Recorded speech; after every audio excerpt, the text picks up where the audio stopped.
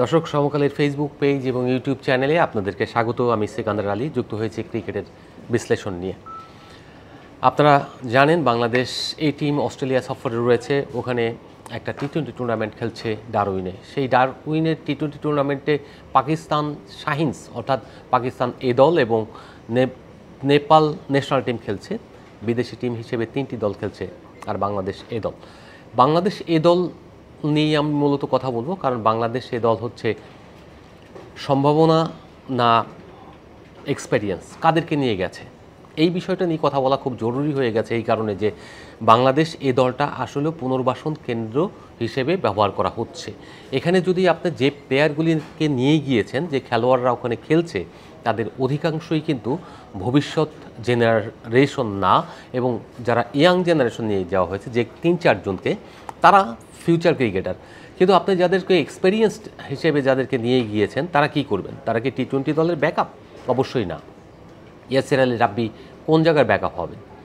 যদি আপনি বলেন আফিফ হোসেন তো অনেক দিন ধরেই জাতীয় দলে আসা যাওয়ার মধ্যে ছিলেন, কিন্তু তিনি ডোমেস্টিকও পারফর্ম করছেন না, জাতীয় দলে করছেন না। তাহলে যে ছেলেগুলো জাতীয় দল বা ডোমেস্টিক কোথাও পারফর্ম করেনি, যে ছেলেগুলো জাতীয় দল থেকে বাদ পড়ে গেছে, যাদের সম্ভাবনা খুব ক্ষীণ, সেই রকম ক্রিকেটারদেরকে আপনি টি-20 টুর্নামেন্টে পাঠালেন অস্ট্রেলিয়ার মতো একটা জায়গায়, যেখানে হিউজ ইনভেস্টমেন্ট রয়েছে, যাদেরকে দিয়ে বাংলাদেশের ভবিষ্যতের জাতীয় দল করার সম্ভাবনা খুবই ক্ষীণ।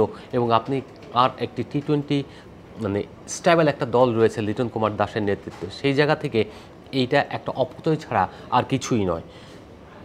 এই দেখতে যদি আপনি একবার ভেবে দেখেন যে ইয়াসির আলী রাব্বি কিংবা নাইম শেখ, যারা এখন কিছুই করতে পারছে না, ইয়াসির আলী রাব্বি তো অনেক দিন ধরে নেই, বিপিএলে যে পারফরমেন্স করে তারা সেই পারফরমেন্স দিয়ে কিন্তু টি-20 দলে আসে না। আপনি নুরুল হাসান সোহানকে নিয়েছেন, দ্যাটস গুড, তিনি গ্লোবাল টি-20 খেলছেন, তার সঙ্গে সঙ্গে বিপিএলে ভালো করছেন। আবার এখানে জাতীয় দলেও একটা ব্যাকআপ হিসেবে তিনি থাকতে পারেন, মিডল অর্ডার ব্যাটার হিসেবে। যদিও উইকেট কিপার ব্যাটার বাংলাদেশ দলে এখন বেশ 3 জন রয়েছেন, সেই জায়গা থেকে আসলে সোহানের জায়গা পাওয়াটা কিন্তু একটা অনিশ্চিত। তো আপনি এই যে নিলেন অনেকগুলো প্লেয়ারকে, কয়েকজন বোলারকে, এটা তো আপনার অপচয়। এরকম অপচয় না করে বাংলাদেশের যারা নির্বাচক রয়েছেন, তাই নির্বাচকরা যদি চেষ্টা করতেন যে উদীয়মান যারা রয়েছেন এইচপি ক্রিকেট টিম, এইচপির সঙ্গে সম্প্রতি ঢাকা প্রিমিয়ার লিগ কিংবা অন্য যেসব লিগে ভালো করেছেন, তাদেরকে দিয়ে যদি আপনার এই দলটা বানানো হতো এবং অস্ট্রেলিয়ার টি-20 টুর্নামেন্টে খেলতো, ইন ফিউচারে এখানে খেলা হলে তারা কিন্তু অবদান রাখতে পারতো। শুধু তাই নয়, বাংলাদেশ দলের অর্থাৎ এখন যে লিটন কুমার দাসের দলটা রয়েছে, সেখানে কোন কোন জায়গায় আপনার ব্যাকআপ প্লেয়ার লাগবে, ব্যাকআপ ক্রিকেটার লাগবে, ওপেনিংয়ে নিশ্চয়ই না, সেই জায়গা থেকে আপনার মিডল অর্ডারে আপনার ব্যাকআপটা বেশি প্রয়োজন। সেই জায়গায় আপনার অঙ্কন, এই ছেলেটাকে আপনার বেশি ফোকাস করা উচিত ছিল, এবং তাকে যদি ভালোভাবে প্রস্তুত করা যেত, আমার মনে হয় আপনার এই বিকল্প যে একজন খুঁজছেন মিডল অর্ডারে, সেটা তিনি কাভার করতে পারতেন।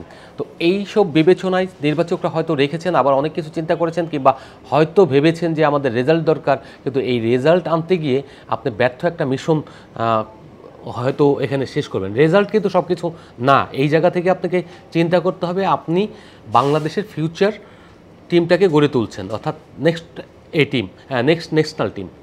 তো ন্যাশনাল টিম যদি আপনার যারা বাদ পড়া, যারা সিনের বাইরে চলে গেছে, তাদেরকে দিয়ে হয়, তাহলে কিন্তু বাংলাদেশের ক্রিকেট আসলে যে জায়গায় ছিল সেই জায়গায় থাকবে, এবং এইভাবেই খোঁড়াতে একসময় বলবে আমাদের পাইপলাইনে কোনো প্লেয়ার নেই। ধন্যবাদ। আবার অন্য কোনো বিষয় নিয়ে আপনাদের সঙ্গে হাজির হব।